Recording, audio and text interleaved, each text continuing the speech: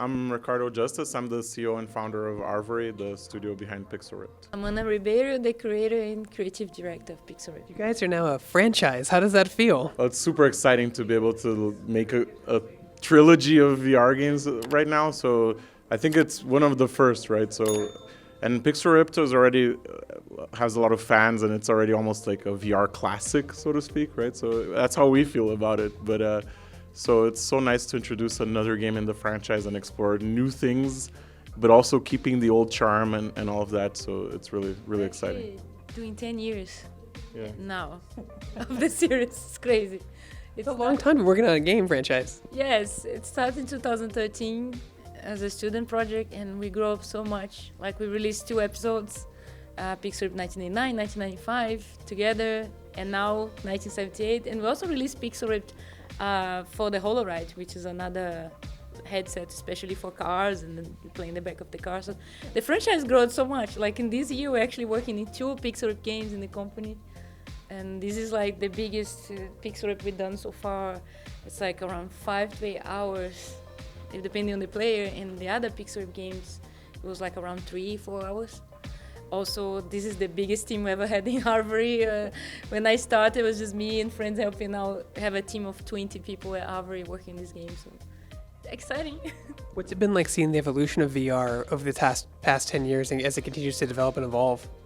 I mean, not just the evolution of the hardware itself, which evolved and became more powerful, more interesting, but also like the audience as well, growing and more people engaging with it is super special for us and super important. And new people learning about the old Pixel Ripped games are still like many new fans coming into them and all that. So launching a new game now into this bigger, wider audience with PSVR 2, with Quest, it's really interesting for us.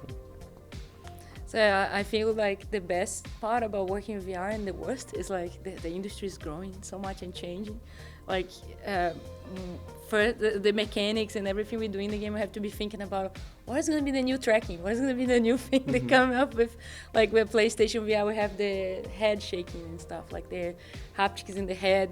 And we start thinking, okay, how can we use this in the game? And then maybe tomorrow, who knows what's going to come? And then every time we're doing the next game, we kind of think, what's going to be next? How can we push the boundaries of the game together with this industry that is growing so much? It has been a challenge, but this is the reason why I think we are working with this.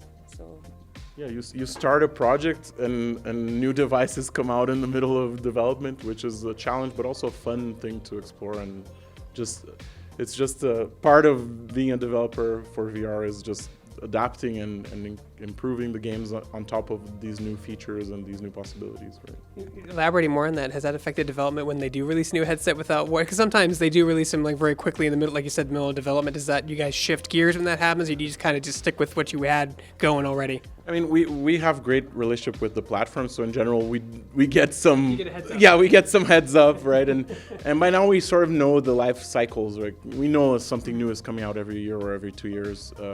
So in general, but we also want to target as many platforms as possible with the games. So not just focus on one. So we try to design it open so we can add new features and all of that.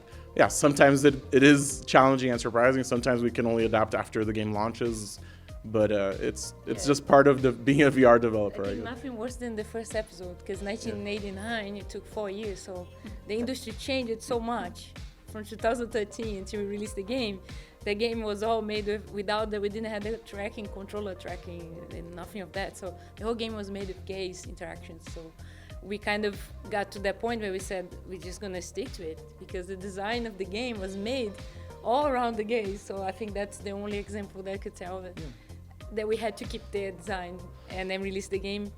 But now we are like catching on, because it was like the only episode that took so long. Yeah, but that's the good part of Pixel being like a series from the start. We already knew we wanted to do many games in the series.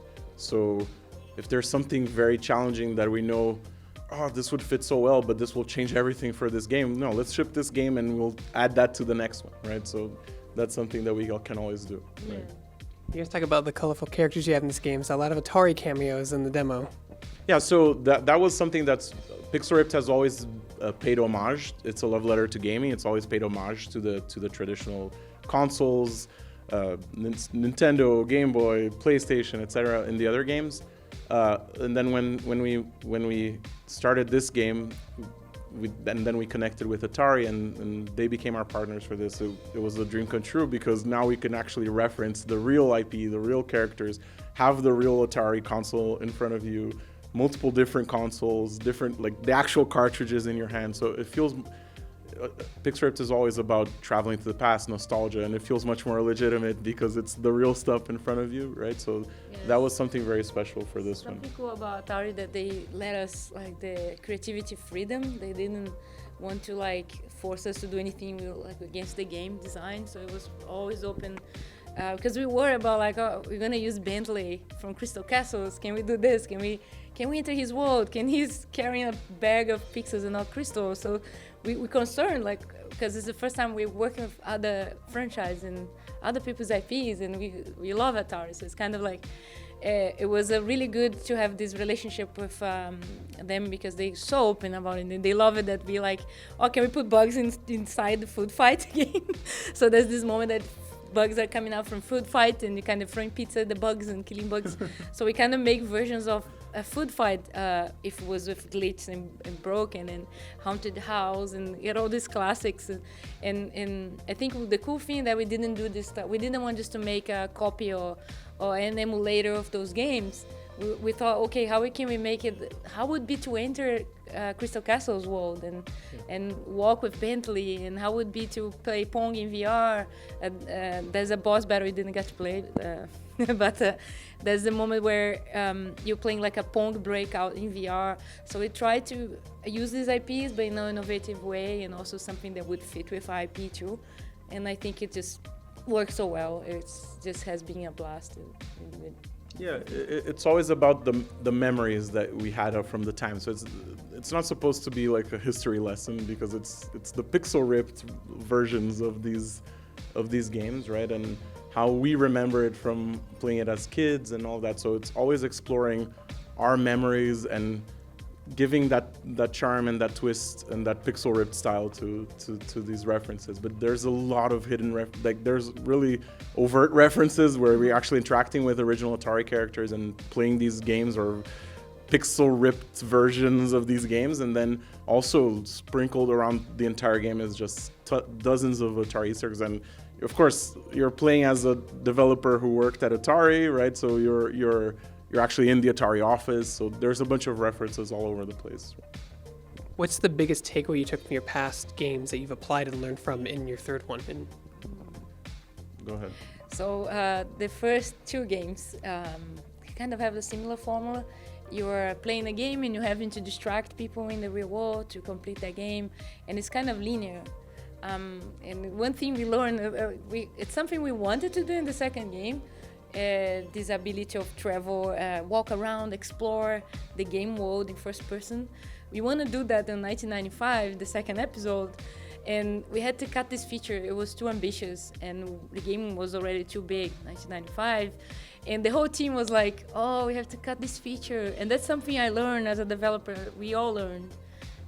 Sometimes you cut an idea, it's a hard moment for developers, but it doesn't mean it's gonna cut that idea forever. Maybe that idea will come out later in an even better form. And I think that feature that we add now, which is the ability to players explore freely the 3D world, talk to NPCs, have combats as dots, and use her powers, it fit much better in this title than it would fit in 1995. And I think it was actually a good thing. Now, looking to the past, I think it was actually good that we cut that feature. And it's something that we were like always wanted to do. It was hard. And then when we released 1995, we got all the fans commenting on the reviews. I really like being dot, but I would be really nice if I could walk around. And we all like, yes, we know. We wanted to. We kind of want to say we wanted to make it, but we could. And now we're finally able to add to the game. And when we start this episode, we're like, this is the first thing we're going to make, this feature. And we're going to make this the main feature of this game. Like the ability of going inside the game, changing it. There's multi-dimensional puzzles that you can shoot a dragon and throw a bridge down, and then you go back to the 2D game and cross that bridge. So Yeah, that's something I think important learning curve. Like, cut features today doesn't mean they're never gonna go into the game. It just means maybe it's better they go in the next game and becoming something even bigger. Yeah, and also being the third game, we wanted to sort of reinvent the game, but still keep still be pixel, right? So there's still that element of distracting people, trying to distract you from playing. Your brother is standing in front of the TV. Your coworkers are like throwing stuff at you or asking you to do stuff. So there's still that element, but there's this whole other layer of the game, which was talking about, where you're in first person, moving around, interacting with that world, and it's brand new and very different from the other games, but still keeping the pixel style and charm. Right? That's something important that he said, because for the first time before building this episode, we prepare like I did like a whole pillars document. What are the pillars of Pixel Rip franchise? Because we had it now clear. We released 2 games. We have like fans, we have like all these reviews. We know what people like, we know what is the game about. And then when we start this game, we knew what we were building. And we knew what was essential about the franchise. And we knew what was our audience so clear. Like there was no doubt, this is a target audience. And we're gonna make a game for them. So that's kind of something that we didn't have in the other Pixel Rip games. They have some doubts. And this time we're like, no, this is the game. And this is what we're gonna make it different from the others, and that's how we're not gonna lose the franchise and make something so different that it's not Pixel Rip anymore. So I think we got more mature, and yeah, that's a lot of learning. 10 years, come on. 10 years. So when does your game come out? What platforms will you be aiming for at launch? So we're not announcing the specific release date yet. It's coming out this year, so it's coming soon, and it's coming for PSVR 2 and Quest as well.